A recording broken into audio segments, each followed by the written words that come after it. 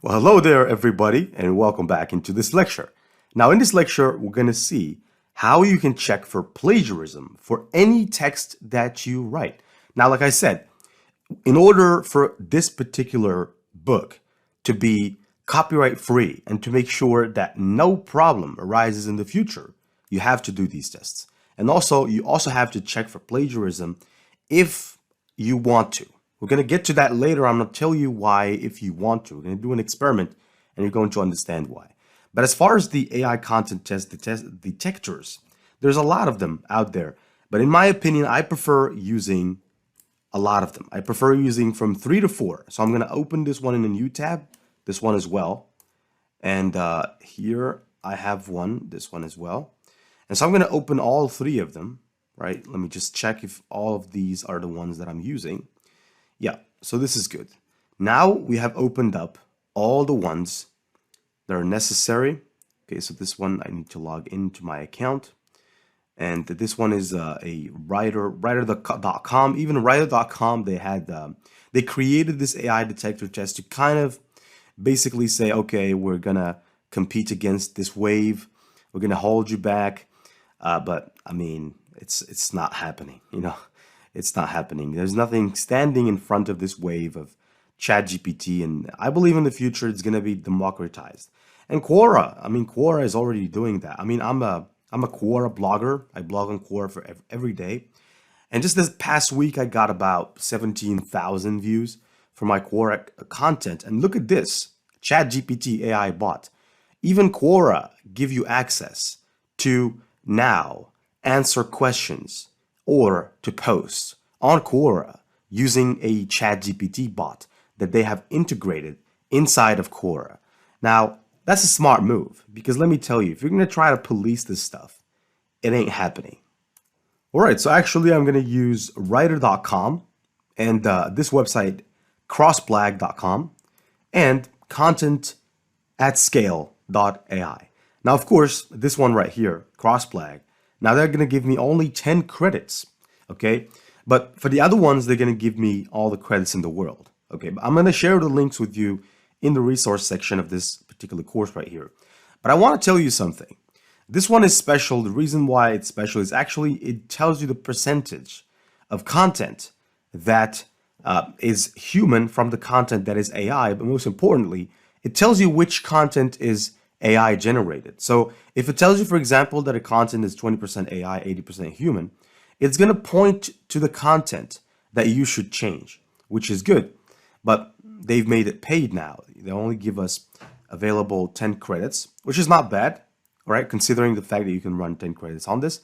But you can use this one right here and this one here as well. This one as well will show you the content in red or in a different color that has a, let's say, a smell of AI in it.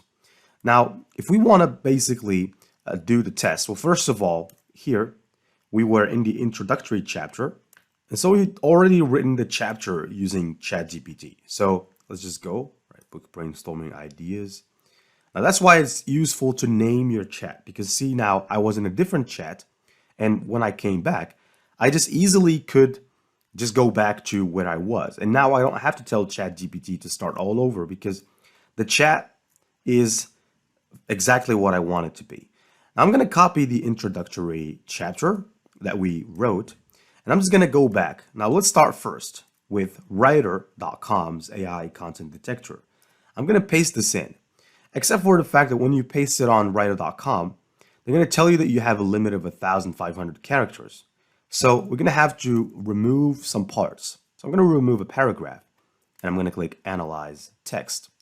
Now this text is 83% human generated, which means that the 17% left or 17% of the text is not human generated. Now here, they're not going to tell us which text is human generated from which text is not. But still, they give us a good percentage, right? Now this website right here, Crossblag, if I analyze it through Crossblag, first of all, they have a bigger limit, so you can upload up to 3,000 characters. Or I think 3,000 words, not characters. And if you click check, they're actually going to give us the result like this. So let's just check. Okay, so this comes across as an 84% AI generated content, which is bad, okay? Because we want to make sure it's in the regions between 0 to 10, right? And I'll show you a trick on how you can do that. But let's run the test through the third and final AI content detector test like this. So if I were to just copy paste the content here on this particular content at scale.ai, and I were to just check for AI content, this one as well is special because like I said, it tells us which content is AI generated and which is not. So here it tells us that 65% of the content is likely to be human and the rest is AI generated. And it tells you that this is both AI and human, okay? Which in part it is because we've actually prompted ChatGPT. We gave it the name of the chapter.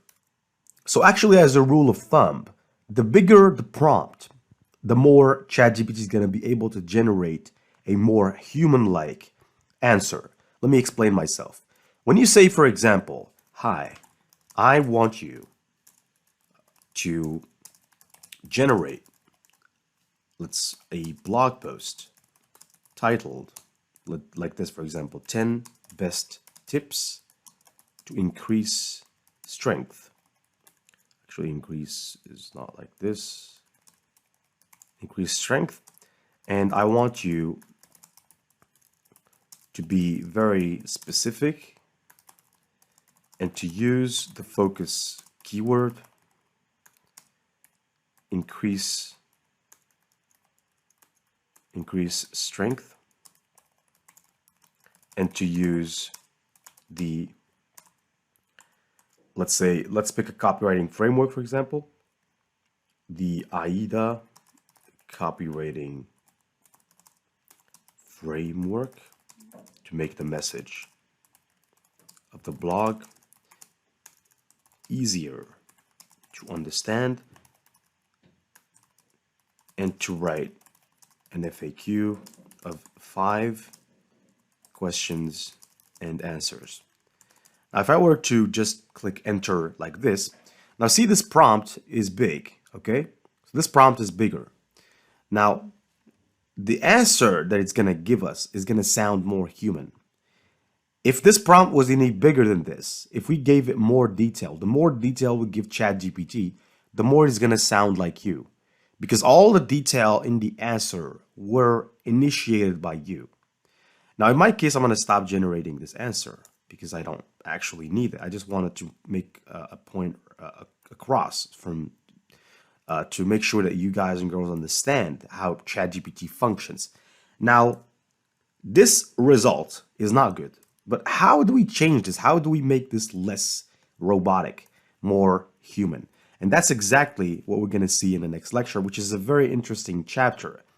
But not only will it enable us to change the content and make it more human-like, but also it will enable us to check for plagiarism, which is very important because if you have plagiarized content, there's high chances that Google might have a problem with that. But in the next lecture, I'm going to explain everything about how you can make sure that plagiarism is at a very, very low level and how to take the content from ChatGPT and make sure to turn it into content that comes across as 100% or 98% or in between 95% and 100%, just like the content for my book over here. So the book that I've written, I've applied this to the book. So I've taken approximately a week to write the book myself. And of course, I made sure that all the content in it doesn't come across as AI generated and all the content in it is not plagiarized. And I'll teach you that in the next lecture. Stay tuned.